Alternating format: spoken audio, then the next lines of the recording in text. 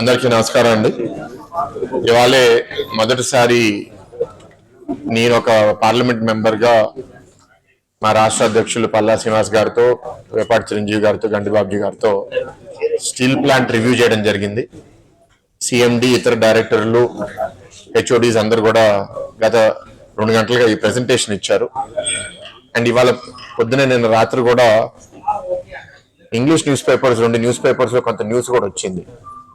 ఏంటంటే మేమేదో యూటర్న్ చేసామనో, లేకపోతే మేము ప్రైవేటైజేషన్కి సపోర్ట్ చేస్తామనో. ఇక్కడున్న కార్మిక నాయకులు కూడా ఉన్నారు, చాలా మంది వర్కర్స్ కూడా అది వాట్సాప్లో సర్క్యులేట్ చేస్తున్నారు. సో అందరికీ చెప్పేది ఏంటంటే, గత 5 ఏళ్లుగా వైఎస్ఆర్సీపీ ప్రభుత్వం ఏమీ చేయలేదు. ఇప్పుడు వాళ్ళకి సంబంధించిన వాళ్ళు సాక్షిలో పనిచేసిన వాళ్ళు ఇప్పుడు డెక్కన్ క్రానికల్లో ఎడిటర్గా పనిచేస్తున్నారు.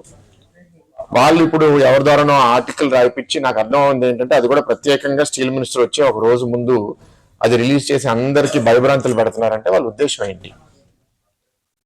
మీకు ఏదన్నా ఆధారం పబ్లిక్ గా బాబు గారు, లేకపోతే ఇక్కడ ఎంపీలుగా నేను, లేకపోతే అనకాపల్లి ఎంపీ రమేష్ గారు, లేకపోతే ఇక్కడ ఎమ్మెల్యేలు పల్లా శ్రీనివాస్ గారు, పంచకల్ రమేష్ గారు ఏదైనా వచ్చి ఇప్పుడు ఎక్కడ అన్నారా?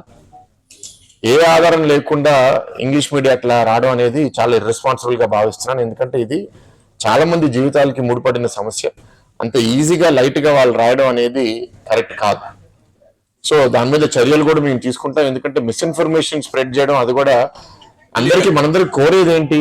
స్టీల్ ప్లాంట్ కాపాడుకోవాలి, ఇక్కడున్న కార్మికులకి, నిర్వాసితులకి అందరికీ జస్టిస్ జరగాలని మేము అనుకుంటుంటే, దీన్ని ఎట్లా డీవియేట్ చేయాలి, ఎట్లా పొలిటికల్ గా పాయింట్స్ కొట్టాలి?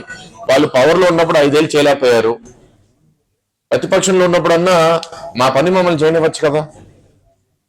ఇవాళ బాగా రివ్యూ చేసామండి. వాళ్ళని కోరింది కూడా ఏంటంటే, లాభాల లోపలికి స్టీల్ ప్లాంట్ ని ఎట్లా తీసుకుని రావాలి, ఆ విధంగా మనం ఎట్లాంటి సహాయం రేపు కేంద్ర మంత్రిని మనం అడగాలి. ఏదైతే సపోర్ట్ వాళ్ళు చేయగలిగితే, మనకి వేరే వేరే సోర్సెస్, ఇందాక పల్లా గారు కూడా చెప్పారు, ఆ సోర్సెస్ నుంచి ఫండ్స్ అన్ని మనం తీసుకొచ్చి ప్రొడక్షన్ కెపాసిటీ పెంచుకోగలగాలి. ఇప్పుడు ఇంచుమించు హాఫ్ ప్రొడక్షన్ కెపాసిటీలోనే ఉన్నాము. ఫుల్ కెపాసిటీకి వెళ్తేనే మనకి మంచి లాభాలు వస్తాయి, మనం ఈ అప్పు కూడా తీర్చుకోగలుగుతాము. అండ్ ఆ ప్రైవేటైజేషన్ డిస్కషనే ఆగిపోతుంది. అప్పుడు ఇక్కడ అన్ని సమస్యలు, జీతాల సమస్యలు అవనివ్వండి, లేకపోతే నిర్వాసితుల సమస్యలు అన్ని మనం పరిష్కరించగలుగుతాం. కానీ దీనికి చాలా కమిట్మెంట్ కేంద్ర ప్రభుత్వం నుంచి కావాలి. కాబట్టి రేపు మీటింగ్ లో చాలా స్పష్టంగా కేంద్ర మంత్రికి కూడా ప్రజెంట్ చేయాలని వాళ్ళ టీంతో కూడా మాట్లాడడం జరిగింది.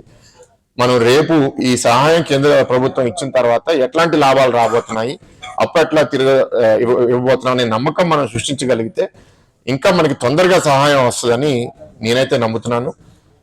టీం కూడా మీ అందరికీ చెప్తున్నాను, చాలా మంది అపోహలు కూడా సృష్టిస్తున్నారు, ఇక్కడ పనిచేయరని, లేకపోతే ఇక్కడ టెక్నికల్ నాలెడ్జ్ లేదని. అది మాత్రం మీటింగ్ లో నాకు అర్థమైంది ఏంటంటే, అక్కడ ఉన్న కొందరు హెచ్ఓడీస్ కూడా చాలా కమిటెడ్ గా ఉన్నారు.